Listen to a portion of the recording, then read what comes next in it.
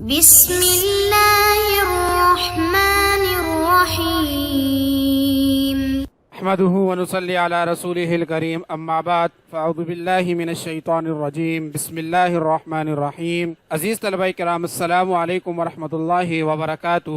آج ہم اپنے کورس عالم اسلام کے وسائل و مسائل کا سبق نمبر 34 پڑھیں گے۔ آج کا ہمارا سبق بنگلہ دیش کے حصہ چہارم پر مشتمل ہوگا۔ اس حصہ چہارم کے اندر ہم بنگلہ دیش کے وسائل پر گفتگو کریں گے۔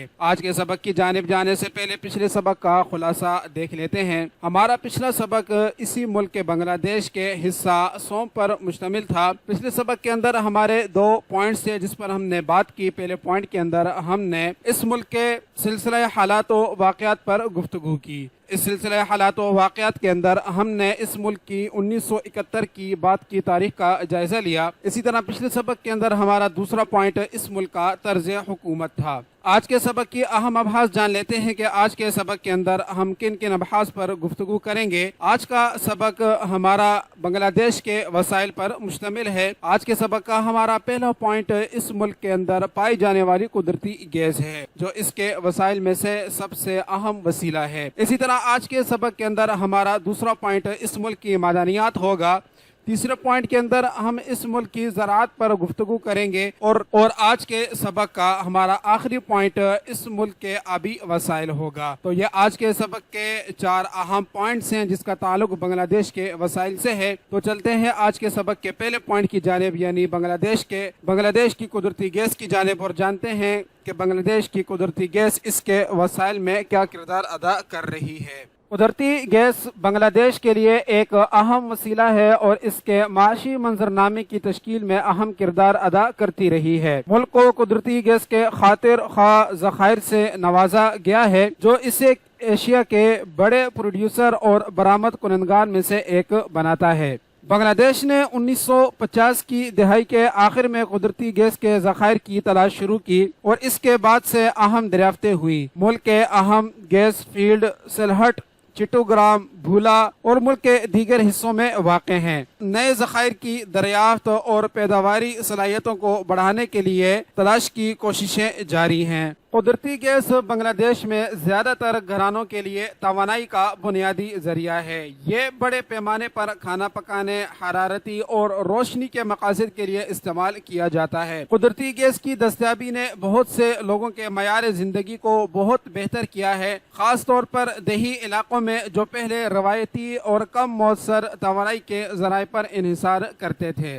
قدرتی گیس بنگلہ دیش کے پاور سیکٹر میں اہم کردار ادا کرتی ہے۔ توانائی کے ایک سستی اور مؤثر ذریعے کے طور پر یہ بجلی کی پیداوار میں بڑے پیمانے پر استعمال ہوتا ہے۔ گیس سے چلنے والے پاور پلانٹس ملک کے نصب شدہ صلاحیت میں اہم کردار ادا کرتے ہیں اور بجلی کی بڑھتی ہوئی طلب کو پورا کرنے میں مدد کرتے ہیں۔ اس کا صنعتوں، کاروباروں اور بنگلہ دیش کی مجموعی اقتصادی ترقی پر مثبت اثر پڑتا ہے۔ قدرتی گیس مختلف صنعتوں بشمول ٹیکسٹائل، گارمنٹس، سیرامکس، کھاد اور پیٹرو کیمیکلز میں ایک کلیدی ان پٹ ہے۔ قدرتی گیس کی دستیابی نے سرمایہ کاری کو راغب کیا ہے اور ان صنعتوں کو پھلنے پھولنے میں مدد ملی ہے۔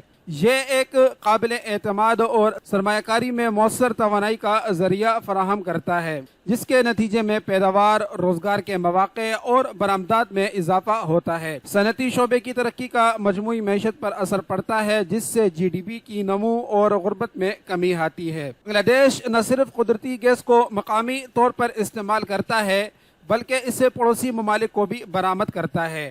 ملک نے بھارت کو گیس کی برآمدات کے لیے پائپ لائنیں قائم کی ہیں اور برآمد کے مزید مواقع تلاش کرنے کے لیے بات چیت جاری ہے۔ اس سے زر مبادلہ کمایا جاتا ہے اور علاقائی توانائی فراہم کرنے والے کے طور پر بنگلہ دیش کی پوزیشن بہتر ہوتی ہے۔ قدرتی گیس بنگلہ دیش کی معیشت میں ایک اہم کردار ادا کرتی ہے۔ یہ گھریلو استعمال کے لیے توانائی کے بنیادی ذریعے کے طور پر کام کرتا ہے، بجلی کے گیر کو طاقت دیتا ہے، صنعتی ترقی کو ایندھن دیتا ہے، آمدنی پیدا کرتا ہے اور برآمدی مواقع کی حمایت کرتا ہے۔ اقتصادی ترقی کو برقرار رکھنے، توانائی کی ضرورت کو پورا کرنے اور بنگلہ دیش کے لوگوں کے معیار زندگی کو بہتر بنانے کے لیے माहौलियाती तहफ़्फ़ुज़ को मुतवाज़िन करते हुए मुल्क के कुदरती गैस के काफ़ी ज़खायर से फ़ायदा उठाना बहुत ज़रूरी है। अज़ीज़ तलबा इकराम, इस तरह आज के सबक का हमारा ये पहला पॉइंट मुकम्मल हुआ जिसके अंदर हमने कुदरती गैस पर गुफ्तगू की। अब चलते हैं आज के सबक के दूसरे पॉइंट की जानिब। आज के सबक का हमारा दूसरा पॉइंट है बांग्लादेश की मादनियात। चूना पत्थर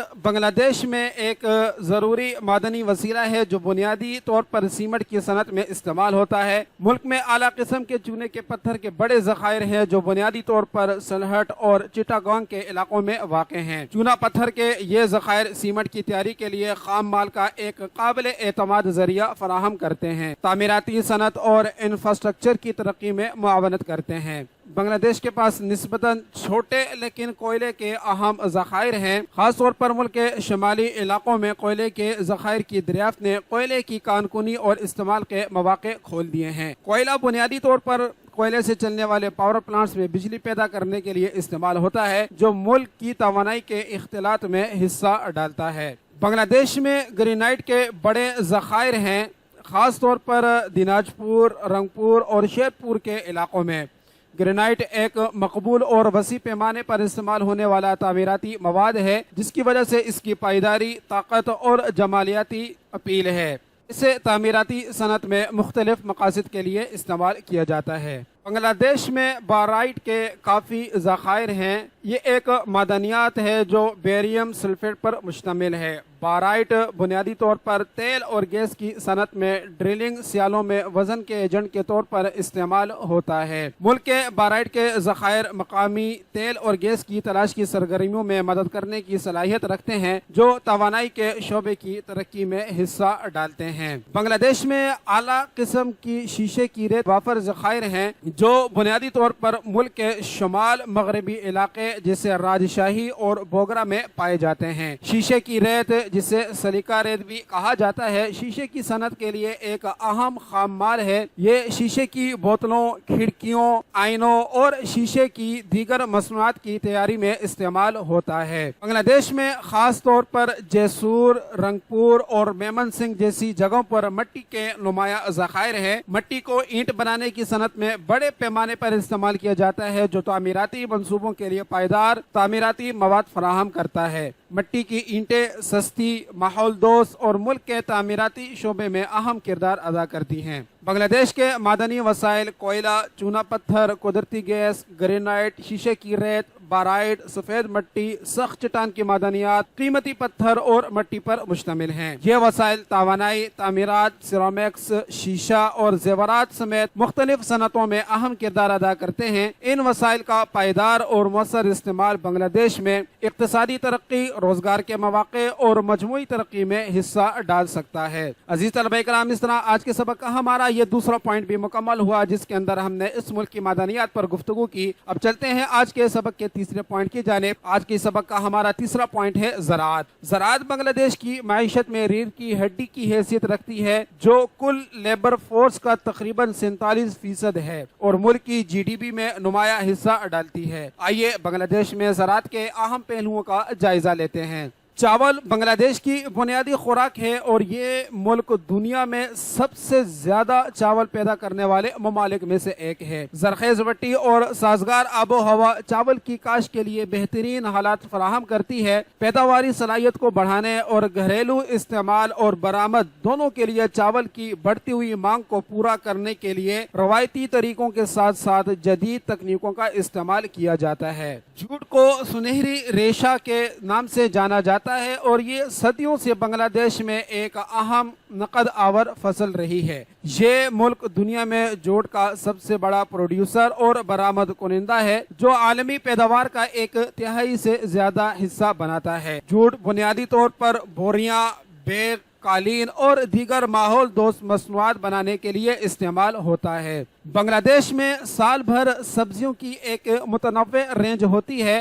किसान मुख्तलिफ किस्म की सब्जियां उगाते हैं जैसे आलू, टमाटर, प्याज, बैगन, ककड़ी اور پتوں والی سبزیاں۔ سبزیوں کی کاشت نہ صرف مقامی کھپت بلکہ برآمد کے لیے بھی اہم ہے، خاص طور پر بنگلہ دیش کے پڑوسی ممالک کو۔ بنگلہ دیش کو اپنے وسیع دریا کے نیٹ ورک اور وسیع ساحلی علاقوں کی وجہ سے وافر پانی کے وسائل سے نوازا گیا ہے۔ ماہی گیری، میٹھے پانی اور ساحلی علاقوں دونوں میں آبادی کی پروٹین کی ضروریات کو پورا کرنے میں اہم کردار ادا کرتی ہے۔ حالیہ برسوں میں جدید تکنیکوں کو اپنانے اور مچھلی کی پروسیسنگ اور برآمدی صنعتوں کے قیام کے ساتھ آبی زراعت میں نمایاں اضافہ ہوا ہے۔ مویشی اور پولٹری فارمنگ بنگلہ دیش کے زرعی اور صنعتی دونوں شعبوں میں اپنا حصہ ڈالتے ہیں۔ گائے، بکری، بھیڑ، مرغیاں اور یہاں تک کہ بطخیں گوشت، دودھ، انڈے اور دیگر دودھ کی مصنوعات کے لیے پالی جاتی ہیں۔ حکومت نے مویشیوں کی صحت، نسل کی نشو و نما اور ویکسینیشن پروگراموں کو بہتر بنانے اور قرض کی سہولیات تک رسائی کے ذریعے چھوٹے پیمانے پر کسانوں کی مدد کے لیے اقدامات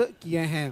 حالیہ برسوں میں بنگلہ دیش نے جدید زرعی ٹیکنالوجی کو اپنانے میں نمایاں پیش رفت کی ہے۔ بہتر بیجوں کے استعمال، میکانائزیشن، آبپاشی اور مربوط کیڑوں کے انتظام کے طریقوں سے پیداوار میں اضافہ اور فصل کے بعد ہونے والے نقصانات کو کم کرنے میں مدد ملی ہے۔ مزید برآں جدید کاشتکاری کے طریقوں جیسے ہائیڈروپونکس اور عمودی کاشتکاری کو زمین کے زیادہ سے زیادہ استعمال اور فصل کی پیداوار کو بہتر بنانے کے لیے تلاش کیا جا رہا ہے۔ کامیابیوں کے باوجود بنگلہ دیش میں زراعت کو بہت سے چیلنجز کا سامنا ہے۔ ان میں محدود قابل کاشت زمین، بار بار آنے والے سیلاب، مٹی کا کٹاؤ، موسمیاتی تبدیلی اور آبادی کی کثافت زیادہ شامل ہیں۔ حکومت مختلف NGOs اور بین الاقوامی تنظیموں کے ساتھ مل کر پائیدار کاشتکاری کے طریقوں کو فروغ دے کر آبپاشی کی سہولیات کو بہتر بنا کر موسمیاتی اسمارٹ زرعی تکنیک فراہم کر کے اور کسانوں کو مالی امداد فراہم کر کے ان چیلنج سے نمٹ رہی ہے۔ عزیز طلبہ کرام، اس طرح آج کے سبق کا ہمارا یہ پوائنٹ بھی مکمل ہوا جس کے اندر ہم نے اس ملک کی زراعت پر گفتگو کی۔ اب چلتے ہیں آج کے سبق کے سب سے آخری پوائنٹ کی جانب۔ آج کے سبق کا ہمارا آخری پوائنٹ ہے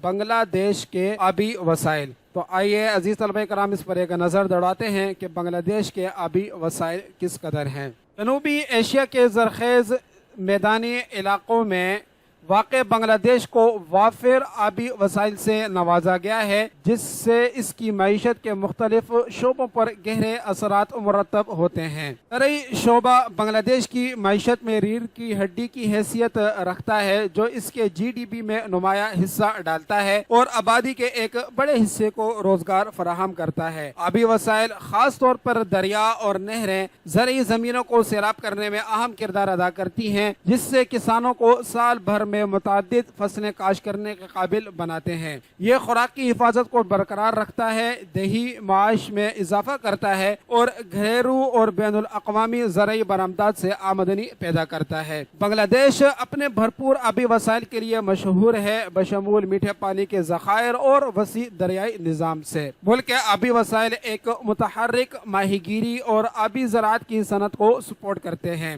روزگار کے مواقع فراہم کرتے ہیں اور زر مبادلہ کماتے ہیں۔ یہ شعبہ ملک کی پروٹین کی فراہمی، غربت کے خاتمے اور مجموعی اقتصادی ترقی میں حصہ ڈالتا ہے۔ بنگلہ دیش پن بجلی کے منصوبوں کے ذریعے اپنے آبی وسائل کی توانائی کی صلاحیت کو تیزی سے استعمال کر رہا ہے۔ اپنے دریاؤں کے وسیع اور مستقبل بہاؤ کو بروئے کار لا کر ملک قابل تجدید توانائی پیدا کرنے، مہنگے درآمدی ایندھن پر انحصار کم کرنے، توانائی کی حفاظت کو بڑھانے اور صنعتی ترقی میں معاونت کرنے کے قابل ہے۔ بنگلہ دیش کے دریا قدرتی شاہراہوں کے طور پر کام کرتے ہیں جو اندرون ملک نیویگیشن اور نقل و حمل کی سہولت فراہم کرتے ہیں۔ ملک کی آبی گزرگاہیں مختلف خطوں کو جوڑتی ہیں جو سامان، خام مال اور مسافروں کی نقل و حرکت کی اجازت دیتی ہیں۔ نقل و حمل کے لیے آبی وسائل کا مؤثر استعمال لاجسٹک اخراجات کو کم کرتا ہے، تجارت کو فروغ دیتا ہے اور بنگلہ دیش کے اندر اور اس سے باہر علاقائی رابطوں میں